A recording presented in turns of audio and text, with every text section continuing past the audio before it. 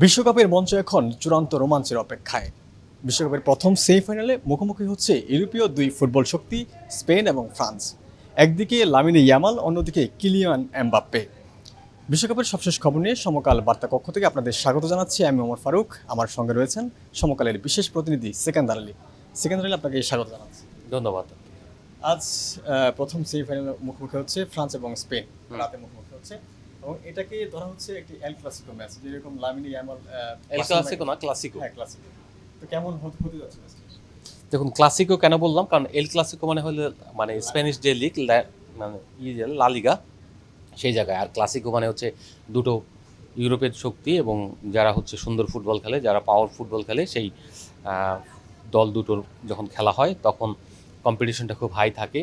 যেখানে স্পেন গত কয়েকটা ম্যাচে জয়ী এবং তারা বেশ ফ্রান্সের বিপক্ষে যখন মাঠে নামে তাদের মধ্যে একটা ছন্দ কাজ করে এবং তারা মনে করে যে তারা শক্তিশালী একটা দল এবং তারা যে কোনো মুহূর্তে বা যে কোনোভাবে তারা ফ্রান্সকে হারাতে পারবে। কিন্তু সেই জায়গায় এখন আর ফ্রান্স নেই। তারা গত 6 মাস বা 3 মাস আগেও যা ছিল, এই বিশ্বকাপে ঢোকার আগে তাদের মেন্টালিটি এবং পুরো টিমের জেল পরিবর্তন হয়ে গিয়েছে। এই টিমটা অনেক বেশি ছন্দে রয়েছে এবং তারা পাওয়ার ফুটবল খেলতে নির্মাণের নাম্বার 1 শাহ সিমেন্ট খেলছে। তারা সবচেয়ে বড় ব্যাপার হচ্ছে অ্যাটাকিং ফুটবল যেটাকে বলে, সেই জায়গাতে ফ্রান্স অনেক বেশি শক্তিশালী। তাদের আগেও বলেছি আমি, তাদের ফরওয়ার্ড লাইন খুবই মেধাবী এবং এই প্রতিভাবান বা মেধাবী প্লেয়াররা যখন খেলে তারা জানে যে কীভাবে গোল বের করতে হয়।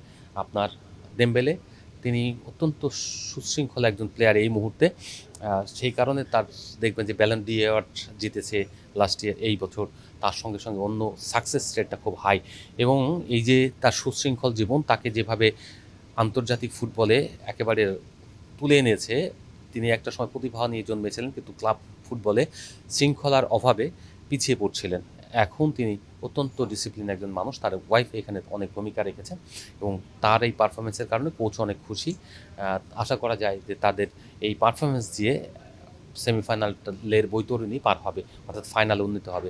আরেকটা জায়গায় যদি চিন্তা করেন, এমবাপ্পে তো অসাধারণ প্লেয়ার, তার সাথে এই গ্রহের আর কোনো প্লেয়ারের এই মুহূর্তে আর তুলনা হয় না। যদিও বটগাছ থাকার কারণে আপনার উনি পাকুর গাছ হয়ে গিয়েছেন। মেসি যদি বটগাছ হয় তাহলে এমবাপ্পে অবশ্যই পাকুর গাছ। আমরা যেটা দুটাই ছায়া দেয়, কিন্তু তাদের একটা হয়তো গুরুত্ব বেশি, পরিচিত বেশি। কিন্তু এমবাপ্পে হলো একটা টিমকে জেতানোর জন্য যা যা করার সেটা এই মুহূর্তে করে আসছে। আমার বিশ্বাস যে আজকেও তারা সেই ছন্দ নিয়েই খেলবে। অলিসে, মানু কোনো, তাদের মতো যে মিডফিল্ডার যখন থাকে দলের ভিতরে, তাদের মধ্যে যখন অ্যাটাকিং জোন তৈরি করে দেয়, তারা যখন গোল বা অন্য মানে অ্যাটাক বানিয়ে দেয় কিংবা ডিফেন্সকে প্রতিরোধ করে, আপনার যখন প্রতিপক্ষ আক্রমণে আসে সেই আক্রমণ প্রতিহত করে দেয়, সেই জায়গায় এরকম দক্ষ প্লেয়ারদের জন্য যে কোনো দলই কিন্তু আপনার হোঁচট খাবে। তারা যে ছন্দে নিয়ে খেলছে আমরা পুরো বিশ্বকাপে দেখেছি, এই ধারাবাহিকতা যদি থাকে তাহলে স্পেনের সঙ্গে তারা অবধারিতভাবে ফেভারিট। আবার যেহেতু ফুটবল খেলা, যে কোনো কিছু ঘটতে পারে। একদম 90 মিনিট পর্যন্ত খারাপ খেলেও শেষ মুহূর্তের গোলে জিতে যেতে পারে। তো এইরকম নজির যেখানে রয়েছে সেখানে স্পেন, ওরা টিকি টাকা মানে পাসিং ফুটবল খেলে, তারা কিন্তু পাসিংয়ে খুব বেশ পারদর্শী। কিন্তু তাদের একটা জায়গায় প্রবলেম হলো, তারা গেমটাকে স্লো করে দেয়। তারা খেলে মিডফিল্ড দিয়ে আড়াআড়িতে, অর্থাৎ তারা কিন্তু মানে উইং দিয়ে বেরিয়ে যায় না ক্রস করে, অর্থাৎ ডিফেন্স চিরে যে পাস দিয়া, মিডফিল্ড চিরে পাস দিয়া, সেই জায়গাটায় তারা কিন্তু কিছুটা দুর্বল। তারা হলো দুই সাইড দিয়ে বেরোনোর চেষ্টা করে মিডফিল্ড জোন ওয়াইড করে। কিন্তু ফ্রান্স যেটা করে সেটা হচ্ছে যে তারা মিডফিল্ড থেকে জাস্ট ক্রস করে, হয় ওভারহেড বল দেয় অথবা গ্রাউন্ড দিয়েই মানে যে ফাঁকগুলি গ্যাপগুলি তৈরি হয় সেখান দিয়ে বল দিয়ে দেয় উইংয়ে, এবং উইং থেকে তারা অ্যাটাক করে। অনেক সময় ফরওয়ার্ড লাইন দিয়েও তারা খুব সুন্দর ভেতর দিয়ে অ্যাটাক করে। এই অ্যাটাকিংটা হলো ফুটবলের সৌন্দর্য। আপনি যখন সাইড ওয়াইজ খেলতে থাকবেন, মিডফিল্ডে ওয়াইড করে খেলতে থাকবেন, ব্যাক থেকে ওয়াইড করে পুরো জিনিসটাকে ছড়িয়ে ছড়িয়ে নিয়ে যাবেন, ততক্ষণ অনেক সময় নেয় এবং খেলার সৌন্দর্য নষ্ট হয়। কিন্তু ফ্রান্স বা আর্জেন্টিনা যখন খেলে তাদের খেলার সৌন্দর্য বেড়ে যায়, বিকজ অফ তারা হলো অ্যাটাকিং ফুটবল খেলে এবং সেটা ফ্রন্টের দিকে যায়, সামনের দিকে যায়। এটা একটা বড় জিনিস। সৌন্দর্যটা, খেলার সৌন্দর্যটা অনেক বড় ব্যাপার। আপনার আমরা যে ম্যাচটা দেখেছি পর্তুগাল আর স্পেনের, সেই ম্যাচে কিন্তু এই সৌন্দর্য ছিল না।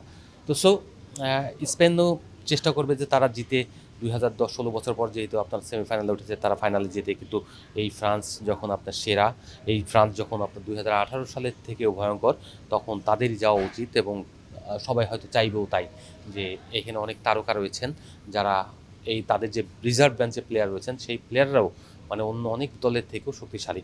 সো এমন একটা দলের জেতা উচিত যারা হচ্ছে বিশ্বকে ডমিনেট করছে এবং সুন্দর ফুটবল উপহার দেবে। যদি পরিসংখ্যানের দিকে একটু তাকাই, 38 ম্যাচ তারা মুখোমুখি হয়েছে এখন পর্যন্ত। 13টি ম্যাচ জিতেছে ফ্রান্স, অন্যদিকে 18টি ম্যাচ স্পেন জিতেছে, 7টি ম্যাচ ড্র হয়েছে।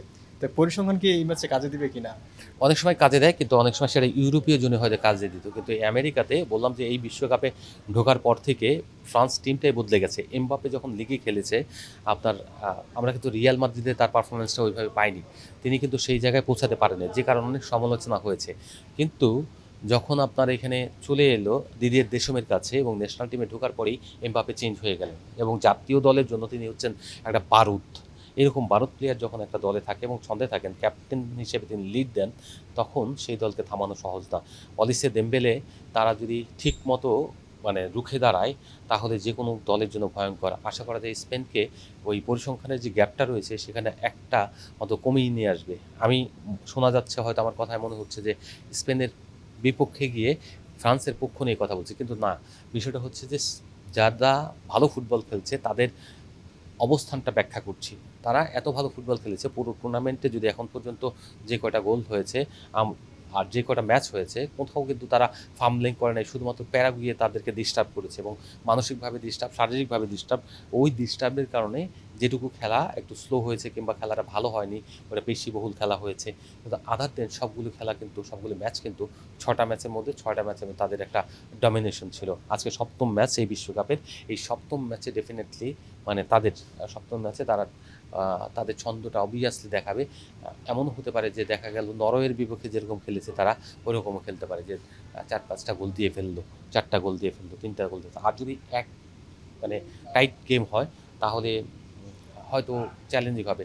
অনেকে বলে স্পেনের ডিফেন্স লাইন ভাঙা সম্ভব না, অসম্ভব কিছু না, তাদের ডিফেন্স লাইন তো ভেঙে দেখিয়ে দিয়েছে, তাদের গোল লাইন, গোল পোস্টেও শট নেওয়া সম্ভব।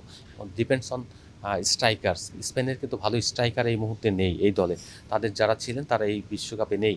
তো সেই জায়গা থেকে কিছু দুর্বলতা রয়েছে। এখন পরিসংখ্যানের চাপ নিয়ে ফ্রান্স হারলে তো আগেও হারতে পারতো, 18 সালে তারা চ্যাম্পিয়ন হয়েছে, যারা চ্যাম্পিয়ন হওয়ার জন্য আসে।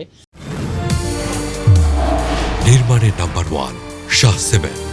তারা আসলে কোনো পরিসংখ্যানকে বিশ্বাস করে না, কোনো পরিসংখ্যানকে তারা পাত্তা দেয় না। তাদের একটাই লক্ষ্য থাকে, একটাই মোটো থাকে, তারা সামনের ম্যাচ জিতবে এবং আরও সামনে এগিয়ে যাবে এবং শেষ পর্যন্ত তারা চ্যাম্পিয়ন হয়ে ঘরে ফিরবে।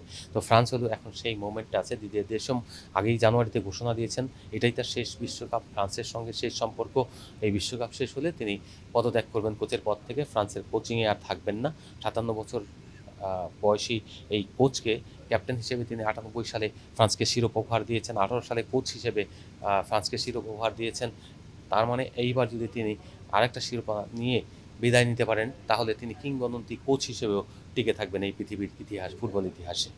দেশম একটি সাক্ষাৎকারে তিনি বলেছেন বা এই সংবাদ সম্মেলনে বলেছেন যে স্পেন খানিকটা এগিয়ে আছে, কিন্তু ফ্রান্সকে দমানো খুব সহজ হবে না। তাদের কৌশল কি হতে পারে আসলে এই স্পেনকে হারিয়ে দেওয়া, বা কেমন কৌশল হতে পারে? এটা একটা প্রতিপক্ষকে মানসিক একটা দেওয়ার জন্য মানে অ্যাডভান্টেজ দিয়ে রাখলো আগেই, যে তুমি এগিয়ে রয়েছো, কিন্তু আমরা সহজ হবে না। এই যে বললো এটা হুমকি এক ধরনের, আর একটা ধরনের হচ্ছে যে স্পেনকে এগিয়ে রাখার অর্থ হলো ওদেরকে মানসিকভাবে আপনার তেড়ে দিল না, মানে এই যে তাতিয়ে দেওয়ার ব্যাপারটা কিন্তু হাতে রেখে দিল, যে সফটলি না তুমি ভাই এগিয়ে। যখন আপনি কাউকে বলবেন যে ভাই তুমি এগিয়ে, তুমিই সেরা, তখন সে কিন্তু না না না ঠিক আছে ব্যাকফুটে চলে যাবে, একবার সহজ সরল দিতে থাকবে। তখন কিন্তু খেলাটা সহজ হয়ে যায়, গেমটা তখন। এটা একটা রাজনীতি, ফুটবল কোচদের রাজনীতি। আর যদি আপনি বলতেন যে ওকে আমরা উড়াই দেবো, তখন কিন্তু ওরা তেতে থাকতো যে আমরা তোকে দেখে নেব। এই যে দেখে নেয়া, এই যে চ্যালেঞ্জ, কৌশল, বিনয় দেখানো, ভদ্রতা, এটা শিষ্টাচারের মধ্যে পড়ে। কোচিং যারা প্রেস কনফারেন্সে আসে এবং যারা মন্তব্য করে, তাদের শিষ্টাচারের ভিতরে থেকে যদি তারা এইভাবে বয়ান দেয় বা মন্তব্য করে, তাহলে ক্লাসগুলি অনেক সুন্দর হয় এবং অন্যের প্রতি সম্মান রাখা হয়। সেটাই দেশমের কথায় তিনি যেটা বলেছেন, তিনি তো চান জিততে এবং তিনি জানেন যে কীভাবে জিততে হয়। তিনি দুটো বিশ্বকাপের ফাইনাল খেলে ফেলেছেন, থার্ড বিশ্বকাপের টানা মানে তিনি সেমিফাইনালে এসেছেন, তার মানে হচ্ছে যে তিনি ফাইনালেও যেতে চাইবেন তৃতীয়বারের মতো এবং রেকর্ড গড়ার চেষ্টা করবেন। এরা সবাই চায় যে তার নামটা একেবারে স্বর্ণাক্ষরে লেখা থাক এবং সেই স্বর্ণাক্ষরে লেখার জন্য যা যা করার তিনি তাই নিশ্চয়ই করবেন। এবারের ফ্রান্স তো মানে বিশ্বকাপ ফাইনাল খেলেছে, এবার তারা আবার সেমিফাইনালে মুখোমুখি হচ্ছে। স্পেন 16 বছর পর তারা আবার সেমিফাইনালে উঠেছে। তো স্পেনের ক্ষেত্রে কি ধরনের ইয়ে হতে পারে, তাদের সমস্যা হতে পারে কিনা, বা তাদের একটা মানসিক চাপ কাজ করবে কিনা? মানসিক চাপ না, 16 বছর পরে যখন উঠেছে তখন একটা লক্ষ্য তো থাকেই। 2010 সালে যখন তারা এভাবে সেমিফাইনাল পর্যন্ত এলো তখন তারা শিরোপার মঞ্চে গেল এবং চ্যাম্পিয়ন হয়ে গেল। এবারও যে তেমন কিছু হবে না এটা অনেক মানে নিশ্চিত কেউ বলতে পারে না। যদি কোন দলের ভিতরে কোন স্পার্ক লুকিয়ে আছে, যে কখন সেটা প্রস্ফুটিত হবে বা কখন সেটা স্পার্কটা ফায়ারের রূপ নেবে সেটা কিন্তু আমরা জানি না। এটা হতে পারে আজকে তারা ফায়ার করবে, এমন যদি ফায়ার করে বসে আগুন জ্বালিয়ে দিতে পারে তাহলে এমন হতে পারে প্রতিপক্ষ একেবারে পুড়ে খাক হয়ে যাবে। তো সেই জিনিস করতে হলে যদি ফ্রান্সও অনেক ভয়ঙ্কর দল, বললাম আগেও বললাম যে স্পেনের বাধা, মানসিক বাধা যদি না থাকে তাহলে তার কম্পিটিটিভ একটা গেম উপহার দেবে। আর ফ্রান্স যেভাবে আছে যদি কোনো কারণে মানসিক বৈরিতা তৈরি না হয় কিংবা তারা আগে তাদের সঙ্গে প্রতিদ্বন্দ্বিতায় পিছিয়ে রয়েছে, এইরকম মানসিকতার যদি কোনো টোটকা তাদের ভিতরে কাজ করে, এই পরিসংখ্যানের কিটগুলো যদি তাদেরকে মাথার মধ্যে কিটকিট করতে থাকে তাহলে কিন্তু ব্যাকফুটে চলে যাবে। কিন্তু সেই রকম হওয়ার সম্ভাবনা খুবই কম, কারণ তারা এসেছে একটাই লক্ষ্য, চ্যাম্পিয়ন হওয়া। এবং এমবাপে টুর্নামেন্ট শুরুর আগে একটা কথা বলেই রেখেছেন যে আমরা চাই আর্জেন্টিনা ফাইনালে আসুক এবং মানে তারা তাদের সঙ্গে খেলবে এবং সেই প্রতিশোধ নেবে। তার মানে হচ্ছে তারা তো ধরেই, তারা কিন্তু লক্ষ্যই ঠিক করেছে যে তারা ফাইনাল খেলবে এবং আর্জেন্টিনা ফাইনালে আসলে তারা চ্যাম্পিয়ন হবে তাদেরকে হারিয়ে। তার মানে এটা অবিশ্বাস্য কিছু নয়। এখন যদি ইংল্যান্ডকে হারিয়ে আর্জেন্টিনা ফাইনালে যায় আর তারা যদি যায় তাহলে ফাইনালে তো মুখোমুখি হয়ে যাচ্ছে দুই দল, মানে সাবেক বিশ্ব চ্যাম্পিয়ন এবং দুই চ্যাম্পিয়নেরই, 18 এবং 22-এর। তো যারা লাস্ট ফাইনালিস্টরা আবার এবারে ফাইনালিস্ট হয়ে যেতে পারে। তবে টাফ হয়তো হবে, আবার নাও হতে পারে। ফ্রান্সের জন্য আমার কাছে কেন জানি মনে হয় ফ্রান্সই এখানে ফেভারিট এবং ফ্রান্সই যাবে। আপনাকে অসংখ্য ধন্যবাদ আমাদের সময় দেওয়ার জন্য।